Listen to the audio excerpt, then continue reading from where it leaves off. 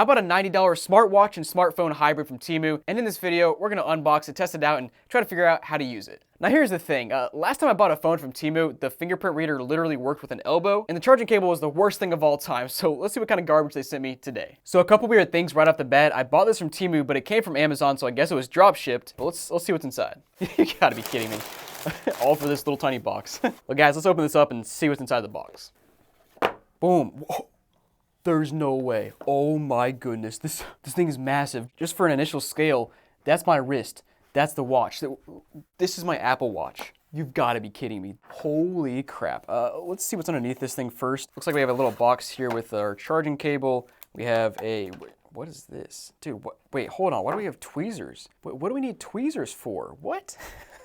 We also have two screen protectors and just a manual here. I'm so confused and frankly just blown away by the size of this thing. But let me see if I can get it out of this monstrosity of a piece of foam.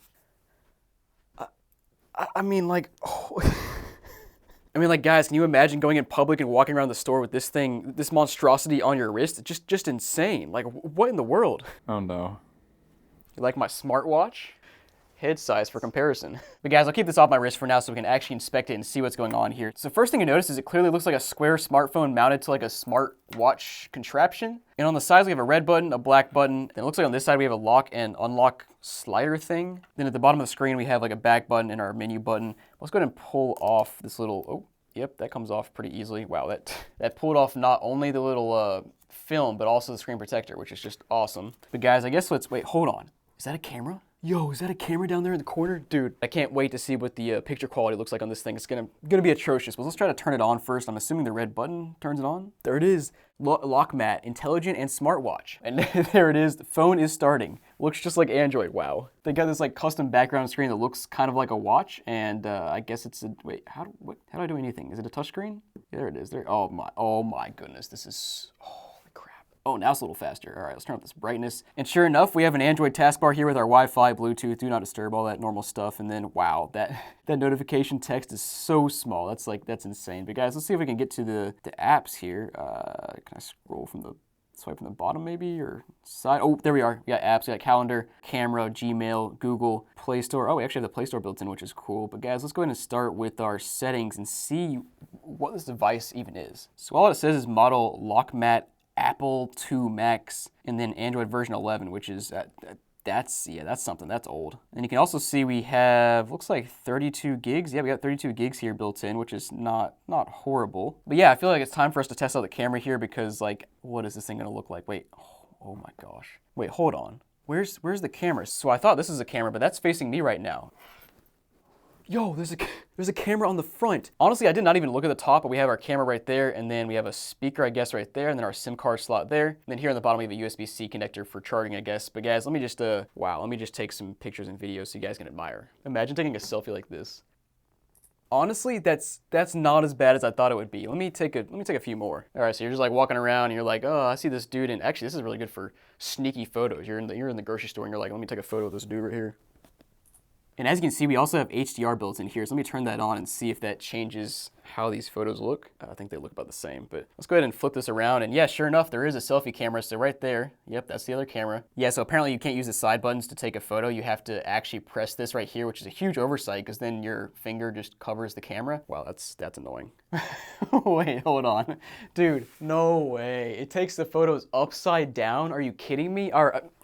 So let's break this down. This is the top of the smartwatch. This is the bottom. I just took a photo, you know, just holding it on my wrist like this, like you normally would for taking a photo with your smartwatch. And this random guy in my office, he's upside down. Why? That's a massive oversight. Now you gotta flip your watch around to see the photo properly. That's absurd, man.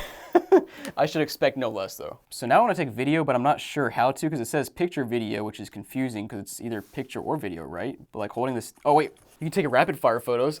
That's something. Wow, I just took 34 photos. But yeah, other than that, I can't figure out a way to take video. I'll put a segment here if I figure it out, but guys, let's move on to something else here. So next up, let's check out the Wi-Fi, see if we can actually connect to Wi-Fi and do some cool stuff. Wow, that is, holy crap. The scaling on this thing is absurd. You can see here at the top, we have a little tiny toggle button that's just absurdly small. It's like a fifth of the size of my fingertip, but the rest of the text down here is just massive. Like, whatever. It does support 5 gigahertz Wi-Fi though, which is cool. Oh, now can I, oh my gosh, how do I type on this thing? Wow, somehow I pressed the right buttons. Okay, so we do have Wi-Fi now. Let me go to Chrome, and wow, that's a strange Chrome icon. Let's see if Chrome works and see if I can just search Google. Dude, it took a full 5 seconds for that search to load. You probably can't even see this on screen because it's probably blown out by the brightness of this thing with the tiny text. Like, I just don't know what I'm clicking. This is absurd. So Wi-Fi does work. Let's go to the Play Store next and try to, I guess, download some apps. And oh, it's gonna make me sign in. Oh no, I don't want to sign into the Chinese spyware, but I guess I have to if I'm gonna test this thing.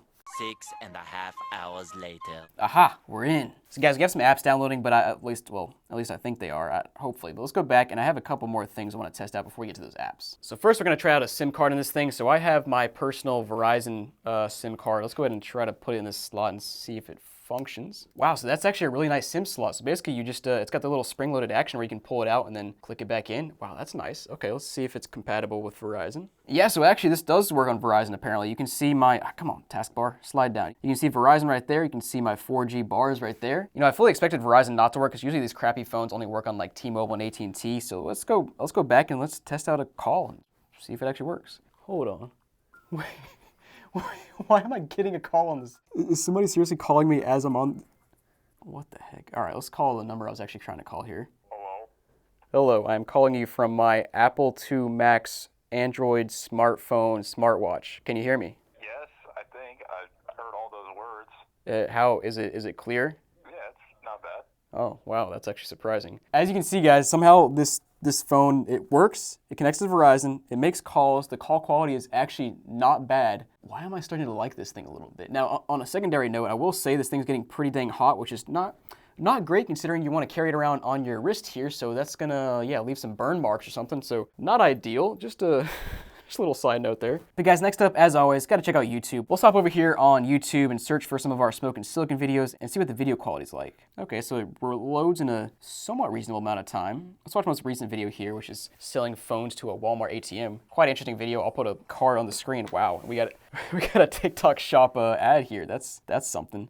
Takes up the entire screen. Wow. As you can see here, I have quite the variety of devices. I have anything from a Galaxy Note 2. Okay, so like, honestly, not bad. Now the cool thing here is you don't have to rotate it landscape because it's a square. Every direction is landscape, so that's kind of cool. But yeah, otherwise the screen's pretty good. The audio is not bad at all. But next up, I'm kind of curious what resolution we have on the screen, and that's why I downloaded this one app. So let's go back and I'll show you. So we have our device info app here, which will load up and will give us some more details about the CPU, our GPU, our RAM, our screen resolution. So let's check it out here. So guys, starting on our CPU, you can see we have a MediaTek MT6739WA, which from looking it up, looks like it's from 2021. And as you can see, we got a 1.27 gigahertz clock speed with 4 cores. So not great, but honestly, compared to the other TEMU phones I've gotten in the past, this is pretty darn good. It's better than those. Now checking out the battery, you see we have a 1000 milliamp hour capacity, which is pretty low, kind of expected for a small device like this. Well, small. I say small as in phone size, because as you can see, this is my phone, and my phone's much larger, but compared to a smartwatch, as you saw earlier,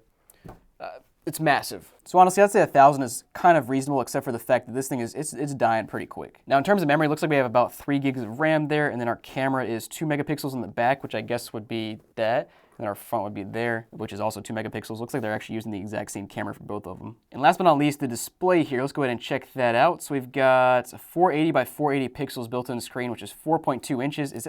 There's no way that's 4.2 inches. There's no way. Let me show you. All right, so from screen corner to screen corner, it's about 2.5 inches. So I'm not sure where they got 4.2 inches from. That's strange, but the 480 by 480 pixels sounds reasonable. Honestly, seems kind of low because it seems like it's a little bit higher res than that. But we have 60 hertz as well, which makes sense. And yeah, otherwise, I don't know, pretty standard. But guys, next up, we gotta try out a game. We got Subway Surfers. Let's go ahead and boot it up and see how it runs. Yo, Christmas edition, let's go. That's what I'm talking about. Yeah, so not bad. It is running. It's a little bit choppy, and it doesn't always oh yeah, there it goes. It just kind of froze a little bit there. It works, but honestly, I would not have fun. Oh my gosh, it's getting worse actually. I would not have fun playing Subway Surfers on this little device. Also, side note, how do I change the volume on this thing? It's like screaming at me, but there's no easy way to just adjust volume because there's no buttons on the side for volume. That's kind of tragic. And apparently having Subway Surfers open in the background has completely crippled the entire device because it's just like lagging like crazy now. Here we go. Now it's fine. And next up, I do want to test out the steps count because it is a smart watch. So like, wait, is that literally it? It just has steps. So like,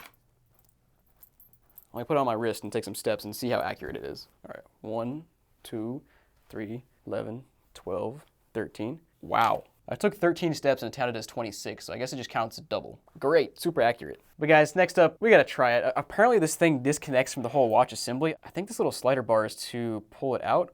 Yep, oh it is, yo. Okay, so this whole piece right here is just a plastic watch assembly. And sure enough, the phone itself just pops out.